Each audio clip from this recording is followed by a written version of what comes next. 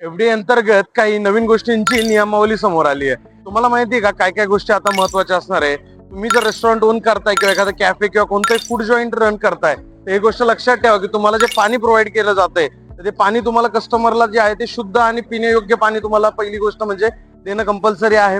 त्याचबरोबर तुम्ही जर किचन मध्ये चॉपिंग बोर्ड वापरत असाल तर त्याच्यामध्ये कलर कॉम्बिनेशन महत्वाचं असणार आहे. लाल कलरचा जो चॉपिंग बोर्ड आहे तर तो कशासाठी असणार आहे, तर तुमचं जे नॉनव्हेज आयटम्स वगैरे आहेत त्या रिलेटेड असणार आहे.